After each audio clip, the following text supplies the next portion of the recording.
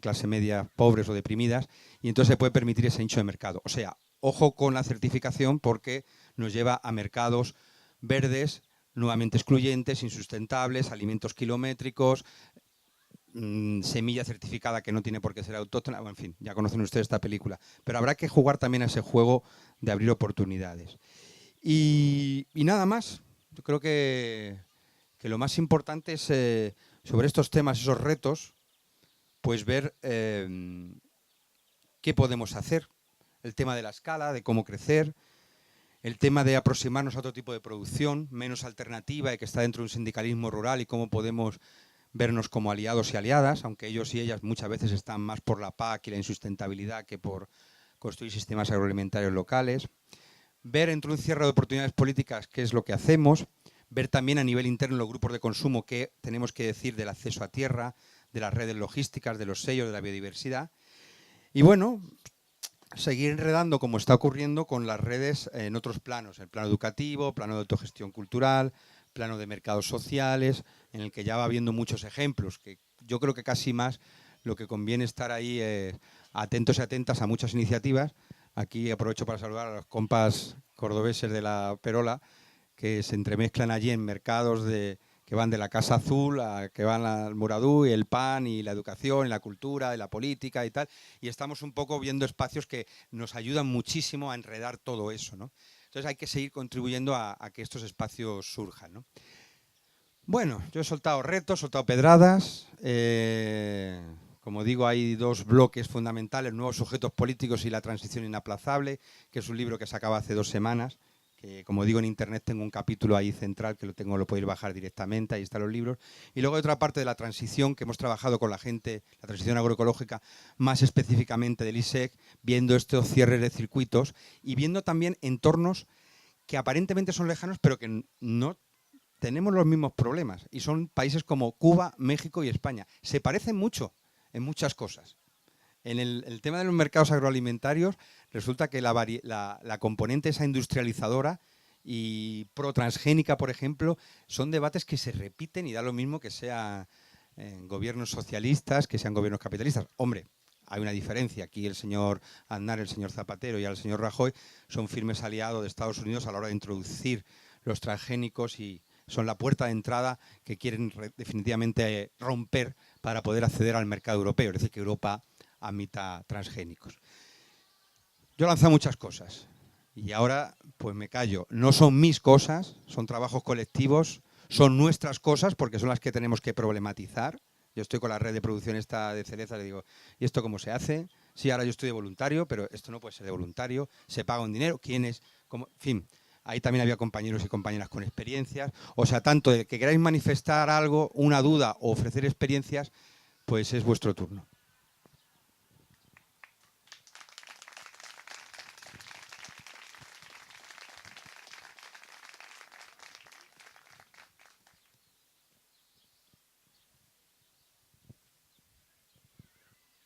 Si podéis acercaros aquí un poquito, porque así se graba. Creo que lo estoy grabando o no. Sí. Entonces también queda grabada la pregunta y... Sí, lo que intento es complementar una información de que ha comentado el compañero de que esto comenzó en los 90 y bueno, es lógico que él diga en función de sus datos, ¿no? Lo que os quiero comentar es que a principios de los 80 el Ministerio de Agricultura hizo un congreso sobre pueblos abandonados y bueno, y lo hizo por la radio. Entonces allí en el Palacio de Congresos de Madrid nos presentamos varias miles de personas, en donde muchos eran con corbata y unos cuantos íbamos sin corbata, ¿no? Entonces en ese congreso sobre pueblos abandonados, los sin corbata nos reunimos y formamos el Movimiento Alternativo Rural. Lo de hoy a mí me recuerda muchísimo el Movimiento Alternativo Rural, entonces no había internet. Entonces solamente quedan algunos boletines y la memoria un poco, porque yo me da la impresión de que aquí no estáis ninguno, ¿no? Solamente quedo yo. Lo que pasa es que como esto va a salir en internet y como algunos posiblemente vean, dirán, bueno, como allí pues no defendió como una de las iniciativas pioneras aquí en el Estado sobre, digamos, cómo, claro, en aquellos momentos sabéis que se había producido una despoblación de los campos, y entonces algunos nos preocupaba pues el abandono de oficios, el abandono de, claro, los estragos del monocultivo.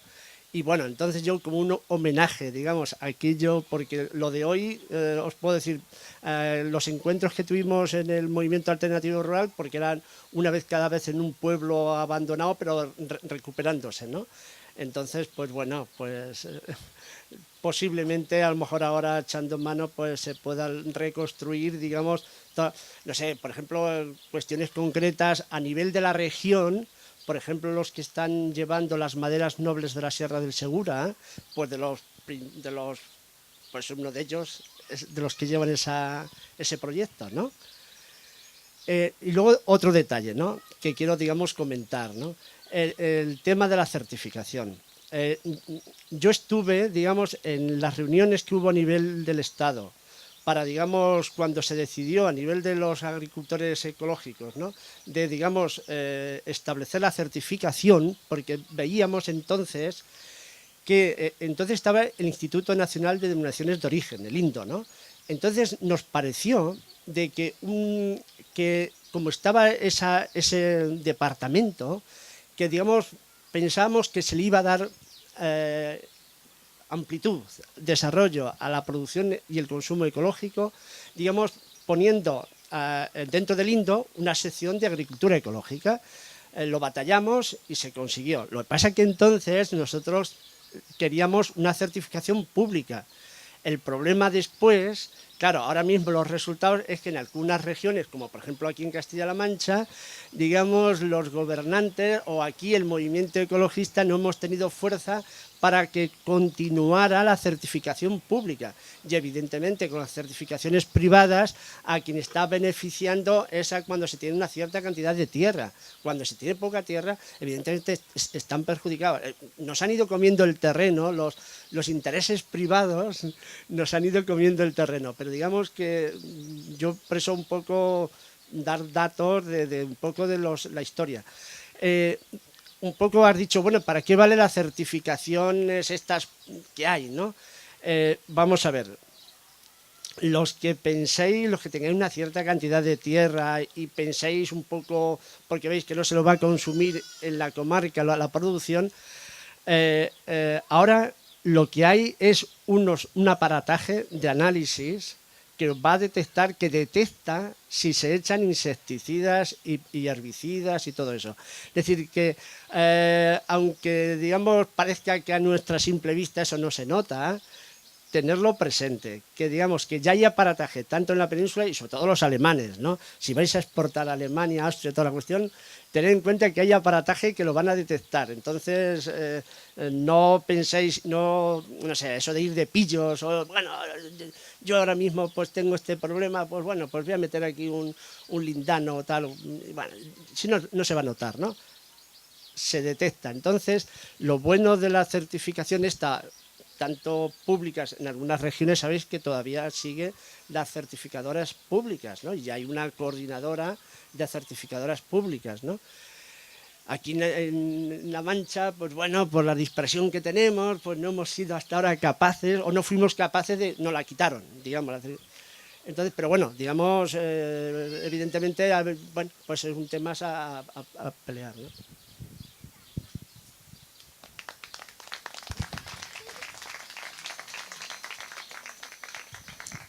Bueno, a ver, a mí una de las cosas que más me cuestionan y que más me movilizan es todo el tema de, que lo ha comentado Ángel, de pérdida de soberanía, ¿no? De la pérdida de soberanía.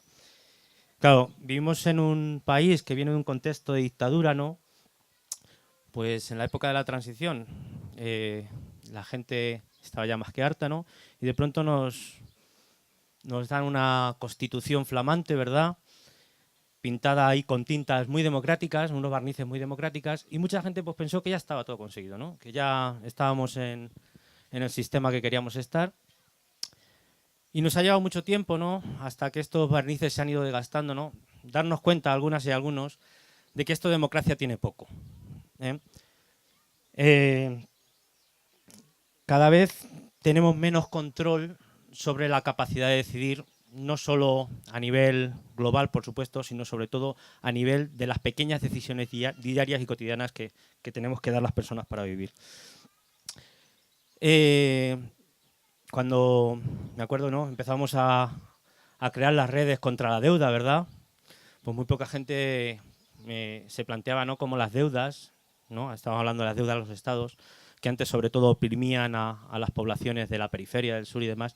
Muy poca gente era consciente, ¿no?, de cómo, por ejemplo, la deuda, que en principio la gente cree que es simplemente un instrumento financiero, pues se está utilizando como una herramienta para someter a las personas, a los pueblos, ¿no? Ahora con la crisis, pues ahora ya, incluso en Europa, ¿no?, en España y los pueblos de la periferia europea, pues también nos estamos dando cuenta, porque lo estamos sufriendo en nuestras propias carnes, de cómo se puede utilizar la deuda para someter a los pueblos, ¿no? Y que cada vez pues, sean menos las personas y los estamentos donde se decide.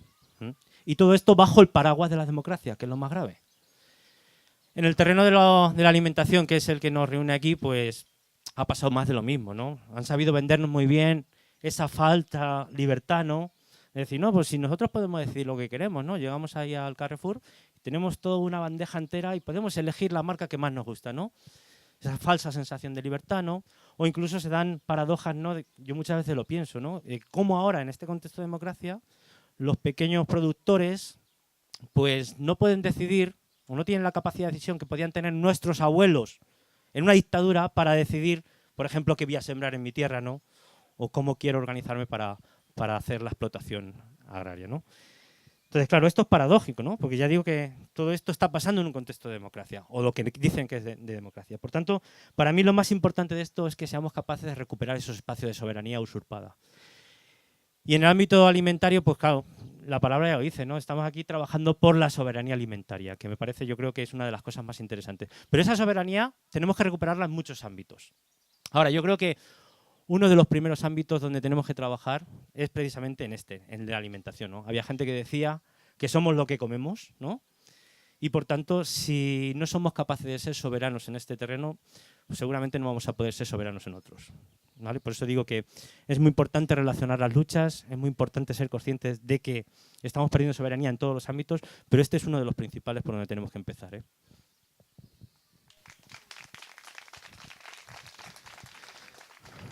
Más gente. Dejo también pegatinas, repudiemos la deuda, no debemos, no pagamos. La pasáis y las pegáis por ahí también. Más gente por aquí que quiera, si haces el favor.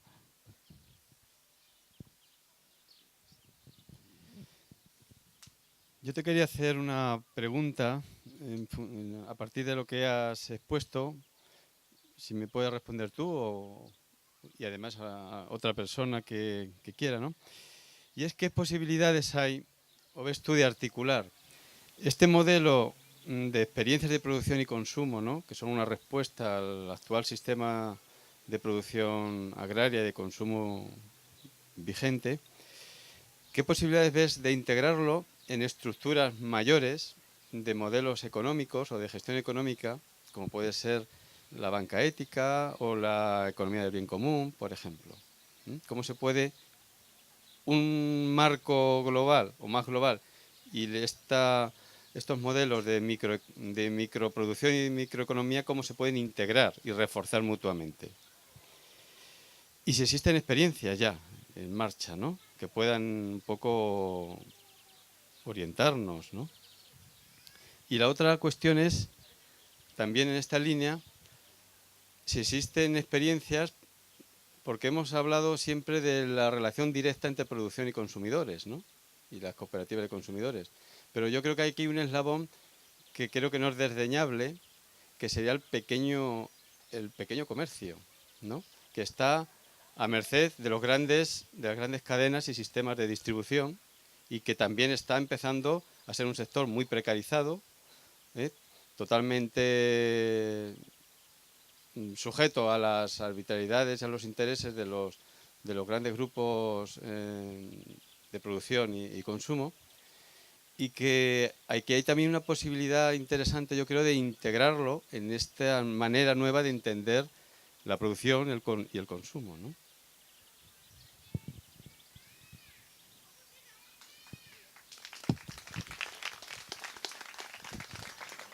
Bueno, alguien más por aquí, sí, luego después ya contesto un poquito o digo mis reflexiones. Y si podéis venir aquí para que se pueda grabar, que eso es importante. Tenemos que tener memoria. El problema de Internet, los Twitter y tal, eso es que no crean memoria, ¿no? Y entonces hay que crear memoria también. Gracias. Bueno, yo me hubiese gustado al principio, cuando habéis estado aportando cosas de por qué o qué había ocasionado esto, pues yo hubiese querido también agregar una cuestión que es la de el retorno. Quiero decir que desde el mundo rural siempre hemos visto como nuestro objetivo, nuestro modelo, el mundo urbano. Y esto probablemente ha sido un error. Ahora quizás se está invirtiendo el fenómeno. Queremos, muchos de nosotros, retornar a lo que es el mundo rural. Y ya no nos avergüenza, ya no nos acompleja beber en botijo y llevar boina. Y eso ya es un logro bastante importante. Eso también es una forma de soberanía, ¿verdad? Quizá una soberanía cultural.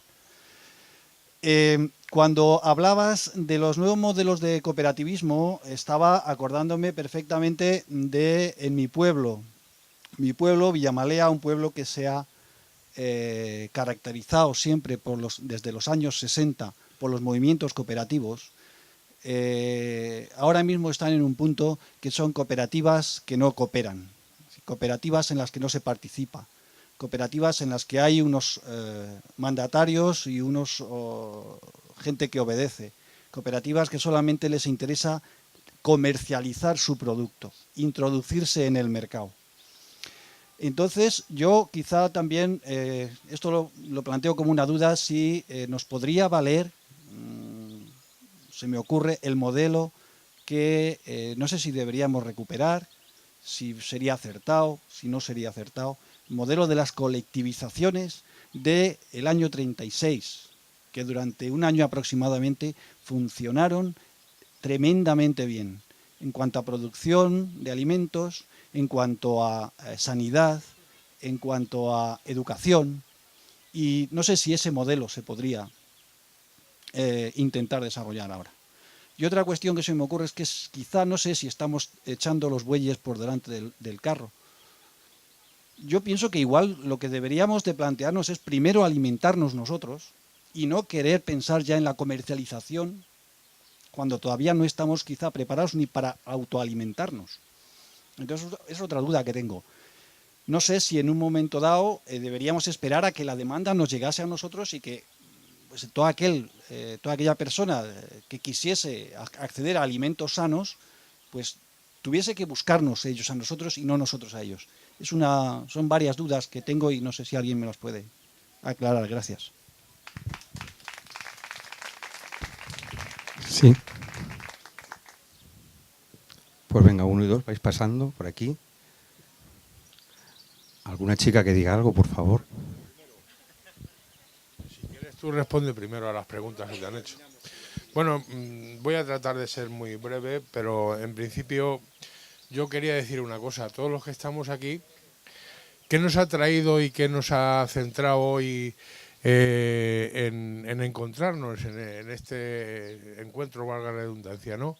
Pues fundamentalmente en un 90% la crisis, pero en un 90% y en un 10%, bueno, pues el abrir otros caminos, otras fórmulas, pero fundamentalmente la crisis. ¿Por qué? Porque cuando hemos sido ricos, cuando éramos ricos, solamente pensábamos en divertirnos y en gastar el dinero. No nos preocupaban otras cosas. Y ahora cuando nos hemos dado cuenta de que el sistema ha colapsado totalmente, pues ahora lo que buscamos es encontrar y decir, bueno, ¿qué es lo que ha pasado? ¿Por dónde hay que caminar ahora? Y eso es lo que nos motiva a estar aquí, a la mayoría. O sea, yo, desde mi punto de vista es así. Yo estoy aquí ahora mismo por la crisis. No estoy por otra cosa, estoy por la crisis y porque también en mi mente siempre ha habido pues una motivación para la ecología, para el medio ambiente, para restaurar todo lo que nos hemos ido cargando durante generaciones, etcétera, etcétera, etcétera. Entonces, hay muchos aspectos, por ejemplo, que se han tocado, que quería un poco apuntar la posibilidad, cuando vayamos a comprar a las grandes, pequeñas, medianas superficies, lo que tenemos que ver en los productos que compramos, el punto de origen de esos productos. Esos productos que todas estas, digamos, grandes superficies, pequeñas o medianas, nos están introduciendo de otros países. O sea, los cacahuetes que compramos para tomarnos una cervecita, los quicos, cualquier cosa, está viniendo de otros países donde, ojo, el tratamiento que se hace con esas plantaciones no es tan estricto como aquí en Europa o en España. Ahí se utilizan productos muy diferentes, muy distintos, que pueden alterar nuestro organismo. Y eso es una cosa que hay que difundir y que hay que aclarar, y que ahora estamos todos que vamos a los médicos y que tenemos alergia, los niños, los mayores, alergias de todo tipo, en fin, un montón de cosas. Pues evidentemente, fundamentalmente está en la alimentación. En parte en la alimentación y en otra parte de que nos hemos separado, hemos perdido el cordón umbilical, lo que tenían nuestros antepasados, nuestros ancestros, que vivían de los márgenes de los ríos, que hoy han desaparecido los márgenes, los ríos, ha desaparecido absolutamente el agua que bebemos. Yo os diría que en toda la provincia de Ciudad Real, en la mayor parte de la provincia de Ciudad Real, no es potable, no es apta para el consumo humano, porque los acuíferos están contaminados, pero muy contaminados.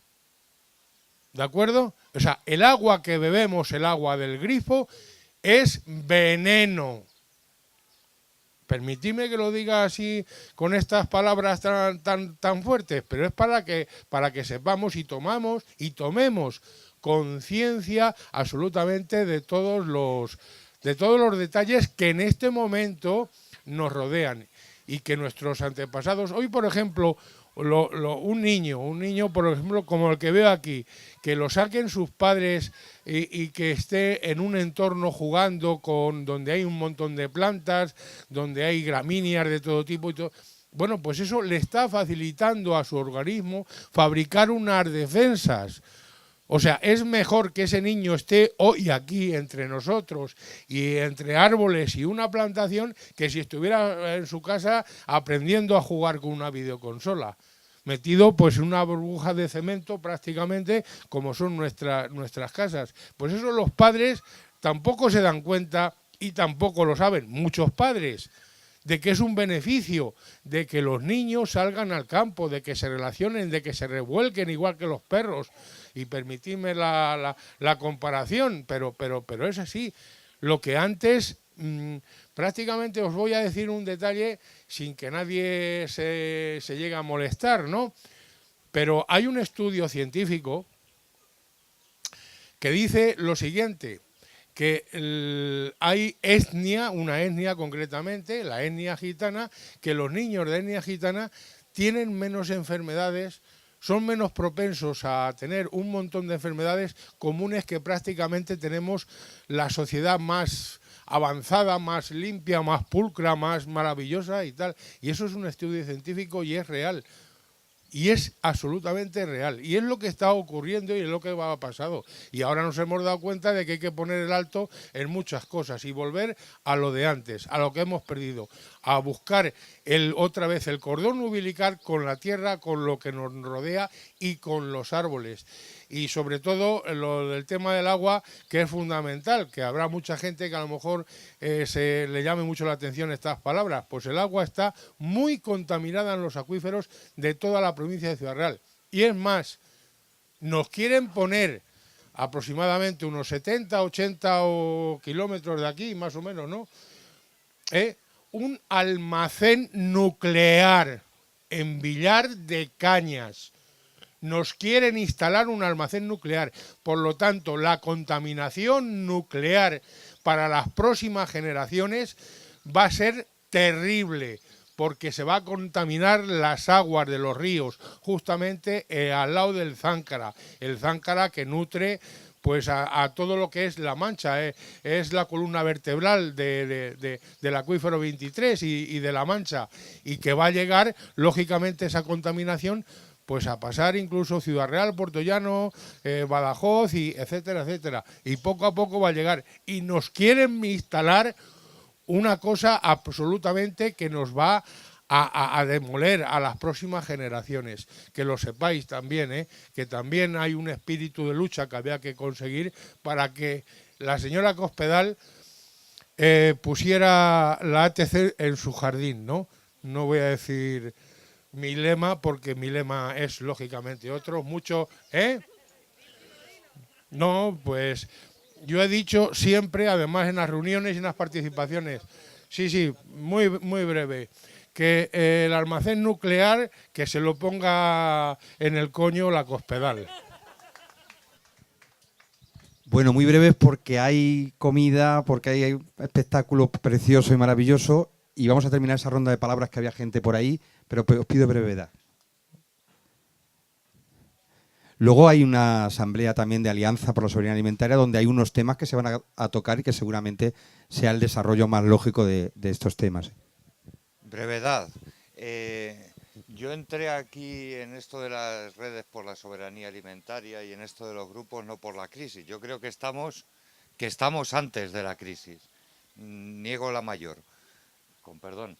La crisis sí que está, de alguna forma, está mostrando más la cara del otro sistema al que nos estamos enfrentando. Pero simplemente quería decir, por ser rápido, lo que tenemos aquí, el ambiente que tenemos, la alegría que hay, yo creo que es algo que no tenemos que perder. El modelo creo que es ganador porque nos aporta alegría, porque nos aporta encuentro, porque como productor, al abandonar esos sistemas de producción agroindustrial, esa forma de pensar en comercialización, con la externalización, el conocer a la gente que se come lo que producimos, a mí como productor me ha devuelto la autoestima que habíamos perdido. Y yo creo que como consumidores también la estamos ganando y la estamos recuperando, ¿no?, con estos nuevos modelos. Y creo que es un punto también importante a tener en cuenta y no olvidarlo. Estamos creando redes más humanas, con mejores sentimientos, tiene todos los ingredientes para que podamos ir a más.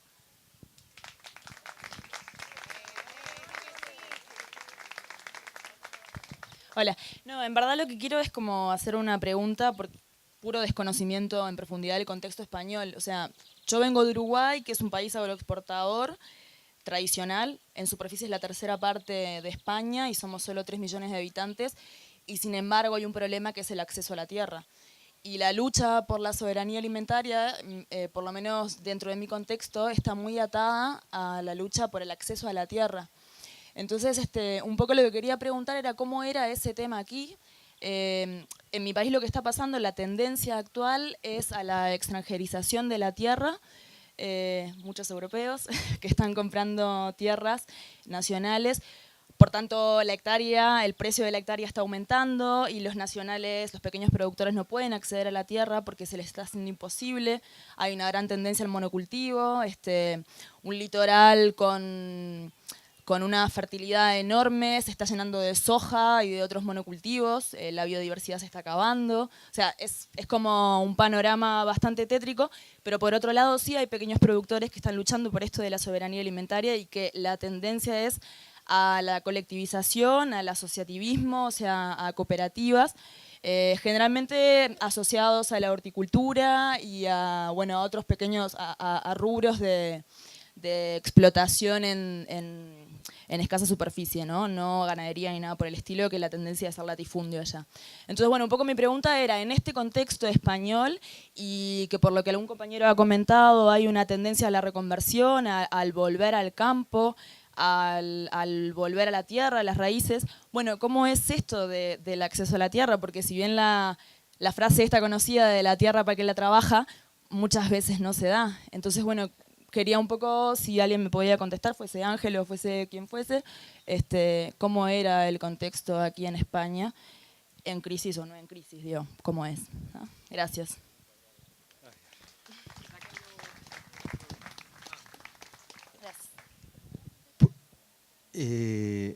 Venga, si quieres contestar, venga, perfecto. Yo quería ya cerrar porque vamos a ver una cosa muy bonita ahora. Ya huele además a palomita de maíz. Hola. Que en España hay tierra, pero dice el refrán aquí en España, cuando veas a tu vecino las barbas cortar, cuando veas, perdón, a tu vecino las barbas cortar, pues las tuyas a remojar. ¿Qué quiere decir? Que en España nos están quitando las tierras. ¿Quién? Pues los mismos actores que a vosotros. ¿Por qué? Porque somos tan inocentes que cuando salimos de aquí vamos a un supermercado y porque ponga Made in España, por ejemplo, pues creemos que está hecho en España, pero la ley lo que hace es la última manipulación de un producto es donde pone dónde está hecho. La leche de Galicia es de Galicia, el origen de la leche, o sea, de China. ¿Qué pasa? Que viene vía con avión, la meten en la caja y como la última manipulación está hecha en Galicia, nosotros cuando vamos a comprar al supermercado estamos descapitalizando España continuamente sin saberlo. Con la leche, con los zapatos, el último pespunte lo hacen aquí en España y vienen de China. El trabajo lo estamos importando, nuestros hijos están yendo a Alemania y a no se sabe dónde, porque cada vez ahora están estudiando portugués porque se van a Brasil, porque se corre la voz de que es un país emergente. Estamos como un gato en la gatera encerrado, ¿sabe? No sabemos para dónde tirar. De aquí a nada no vamos a tener tierra, pero es la labor social, porque nadie nos va a arreglar esos problemas. La ley está hecha de esa manera, o cambiamos la ley o actuamos, o hacemos las dos cosas, que es lo mejor. Entonces, pues la labor de una asociación como Tu Salud, que estamos en Barcelona de 5 años, la están haciendo ya 34 años en Córdoba, la están haciendo Vida Sana en Cataluña, muchas en España, lleva mucho adelanto más. Una asociación como Landare en Pamplona ha facturado en 2010 con 1.300 socios 1.300.000 euros en su consumo de sus socios. ¿Qué quiere decir? Que se han comido carne, saben quién la produce, cómo la produce, que es sana, y que los dineros se han quedado allí. No se le hemos dado estamos en un mundo global, el dinero que vayas a comprar de lo que sea, la luz que vayas a consumir, el coche que vayas a usar, todo va a quedar en multinacionales, eso está claro. Muy bien, pues ya un poco. Simplemente voy a decir dos cosas porque yo creo que el debate es en la asamblea de la Alianza por la Soberanía Alimentaria que continúa luego, ¿no? Pero dos cositas. Economía de los bienes comunes, economía endógenas, ejemplos y tal. Yo creo que hay posibilidades desde esa óptica del I para una alianza entre sectores de una economía keynesiana. Nuestro país se ha desindustrializado, todos los sectores, digamos, punteros, generadores de trabajo. Aquí ya no nos dedicamos ni siquiera a apretar tuercas, las tuercas las aprietan en otros sitios. La posibilidad de nacionalizar, de incorporar al Estado, digamos, como motor de la economía. Hay una posibilidad entre esa alianza políticamente de una economía keynesiana, que no está en ningún manuscrito ni del PSOE, yo no diría ni siquiera de Izquierda Unida actualmente. O sea, que un keynesianismo que es una cosa floja, y una economía de los bienes comunes entendida como eso, autogestión, cooperativismo, que no encaja en las fórmulas tradicionales de cooperativismo y que por eso lo estamos construyendo. No estoy hablando del libro este de la economía del bien común de Christian Felber, que habla de la autorregulación del mercado y que es una propuesta liberal. Lo que estamos hablando con los bienes comunes es de agua, tierra, conocimiento, accesos digitales, etcétera, etcétera. Ejemplos sí los hay y los han, aquí en este país lo ha habido, en el cooperativismo en Suecia, el cooperativismo en Yugoslavia, en Brasil algunos sectores de agroecología, en territorios indígenas, en los manejos comunales que queda todavía en algunos campos, en fin, hay muchas experiencias que están apuntando a esa unión entre economías endógenas, más socialdemócratas, y economías de los bienes comunes. Pero hay que construir sociedad, porque la economía no resuelve los problemas. Es una pata, hay que construir 15Ms, nuevas instituciones públicas y un sindicalismo diferente.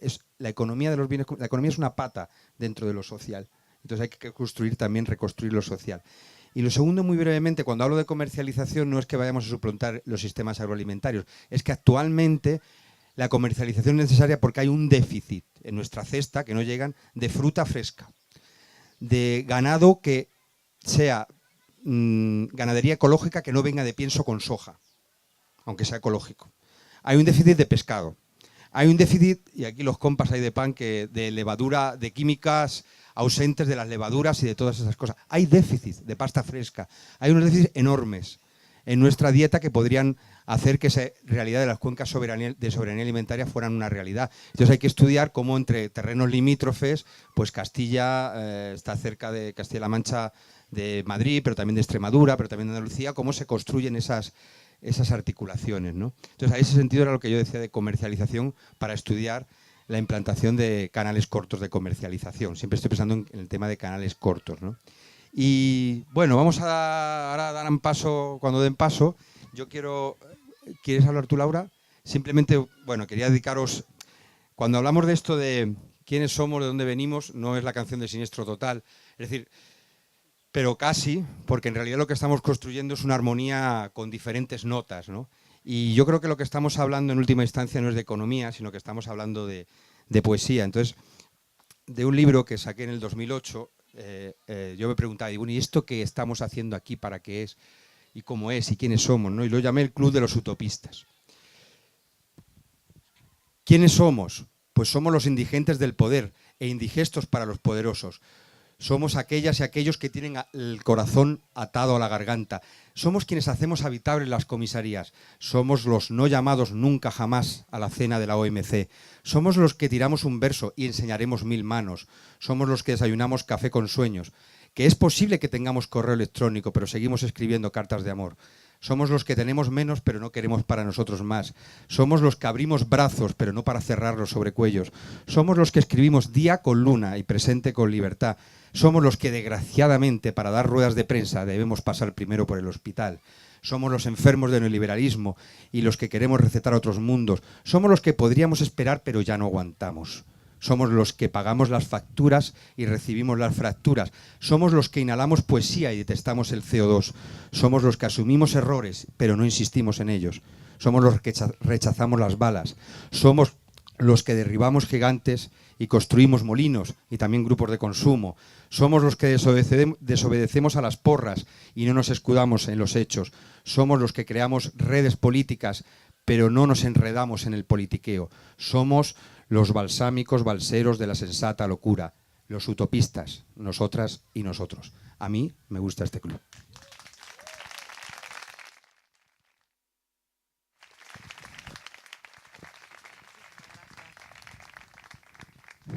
Bueno, pues muchísimas gracias, Ángel, de verdad.